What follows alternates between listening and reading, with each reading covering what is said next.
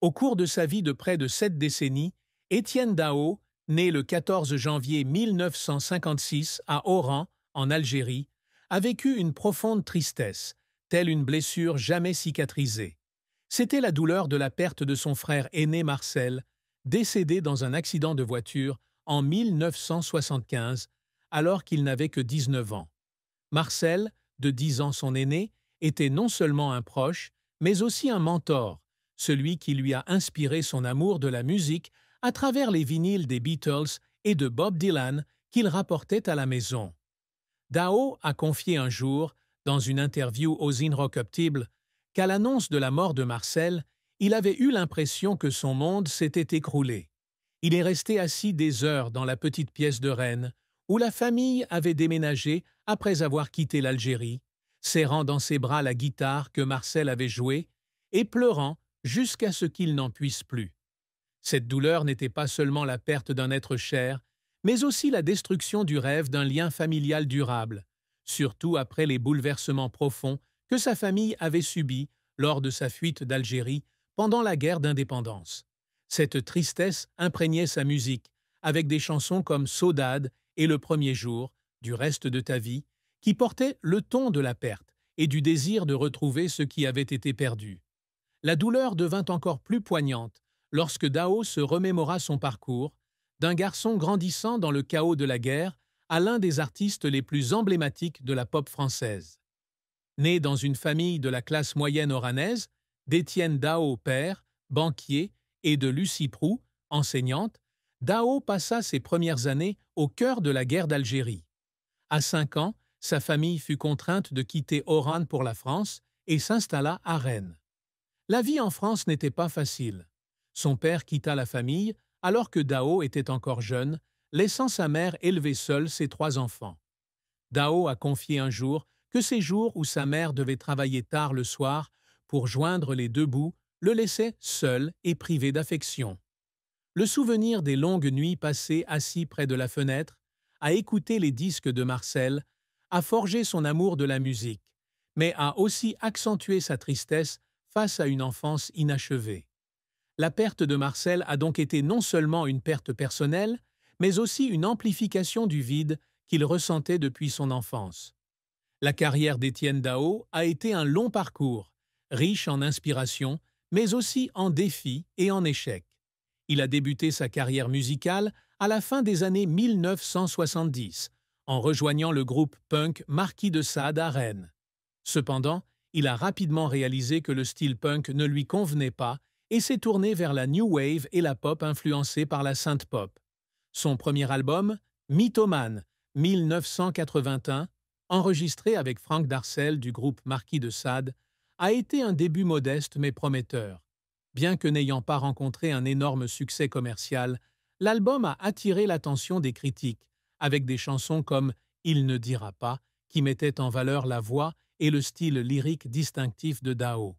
Le tournant fut l'album La Note, 1984, qui comprenait des tubes comme Week-end à Rome et Tombé pour la France. Cet album l'a non seulement propulsé au premier plan de la musique pop française, mais lui a également permis de se faire connaître en Europe, notamment en Italie et en Espagne. Au cours des années 1980 et 1990, Daho a continué de consolider sa position avec des albums comme Pop Satori, 1986, Pour nos vies martiennes, 1988, et Paris ailleurs, 1991. Pop Satori, qui comprend des chansons comme Épaule Tatou et Duel au soleil, est considéré comme l'un des albums les plus importants de la musique pop française des années 80, alliant mélodies accrocheuses et paroles profondes. L'album s'est vendu à plus de 500 000 exemplaires et lui a valu de nombreuses récompenses, dont les victoires de la musique de l'album de l'année. Il a également collaboré avec de nombreux artistes célèbres, comme Jeanne Moreau sur les chansons d'amour et Charlotte Gainsbourg sur L'Invitation, 2007. Sa carrière a atteint son apogée en 2017 avec la sortie de Blitz, un album électronique et psychédélique salué par la critique comme un sommet créatif. Dao a également été décoré de l'Ordre des Arts et des Lettres en 2018, en reconnaissance de sa contribution à la culture française. Cependant, la carrière de Dao n'a pas toujours été rose. L'un de ses plus grands échecs fut son album Corps et Armes, 2000, qui devait succéder au succès d'Éden, 1996, mais qui ne parvint pas à attirer le public espéré. Avec son style expérimental et ses mélodies moins faciles à écouter, l'album fut jugé manquant de cohésion par certains critiques. Cet échec le plongea dans un profond doute, se demandant s'il parviendrait encore à conquérir le public dans un marché public musical en constante évolution. Il confia que cette période fut l'une des plus difficiles, confronté à la pression de préserver son image et à la concurrence de jeunes artistes. Un autre échec fut la tentative de production d'un documentaire sur son parcours musical en 2005, mais le projet fut annulé faute de financement et de désaccord avec le producteur. Il en fut déçu car il avait tant investi pour raconter son histoire à travers un nouveau média. Les efforts acharnés de Dao pour maintenir sa carrière lui apportèrent son lot de chagrin. Il a évoqué de longues nuits en studio, a essayé d'écrire des chansons qui toucheraient le cœur de ses auditeurs. Un jour, alors qu'il enregistrait Saudade pour l'album Paris ailleurs, il fondit en larmes en pensant à Marcel, avec l'impression que son frère l'écoutait de quelque part. Un autre moment qui l'a profondément ému fut son concert à l'Olympia en 1987, peu après que sa mère eut appris qu'elle souffrait d'une maladie cardiaque. Il lui dédia « Week-end à Rome » et, une fois sur scène, il ne put contenir son émotion en la voyant parmi le public. Ses larmes étaient non seulement l'expression de sa tristesse, mais aussi la libération d'un artiste toujours fidèle à ses émotions. La fin de vie d'Étienne Dao fut tragique, sa santé déclinante ces dernières années. En 2023, on lui diagnostiqua une bronchite chronique, conséquence d'années de tabagisme et d'un travail dans un environnement stressant.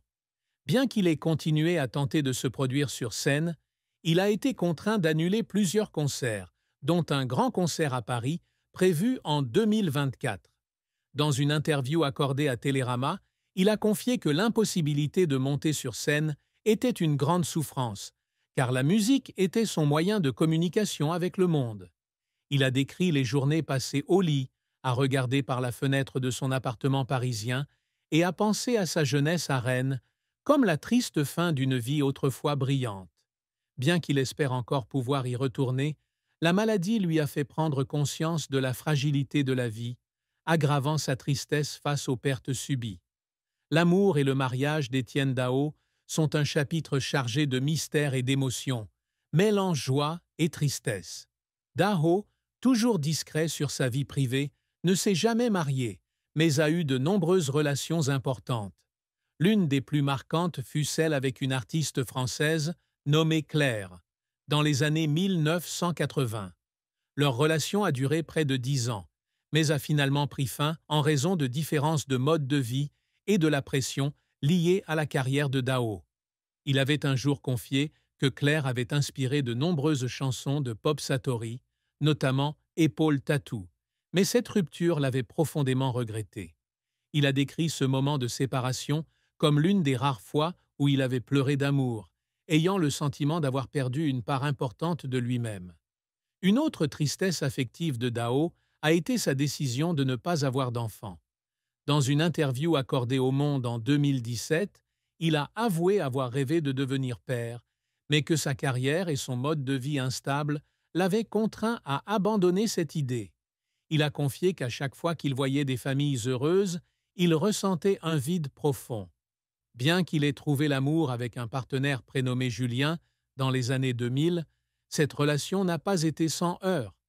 Julien, producteur de musique, a soutenu Dao sur de nombreux projets, mais leurs emplois du temps chargés ont entraîné des périodes de séparation. Dao a confié se sentir coupable de ne pas pouvoir passer plus de temps avec Julien, surtout pendant les années où sa santé déclinait.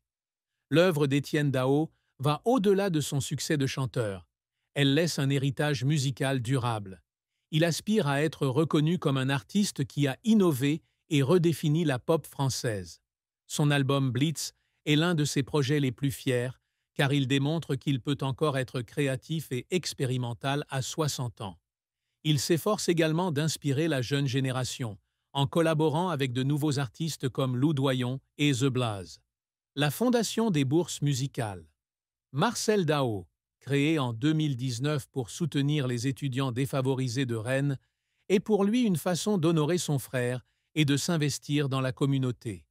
Il a déclaré vouloir qu'on se souvienne de lui comme d'un homme qui a éclairé ceux qui cherchaient un sens à la vie, à travers des chansons comme Le premier jour, Du reste de ta vie, un chant de renaissance et d'espoir.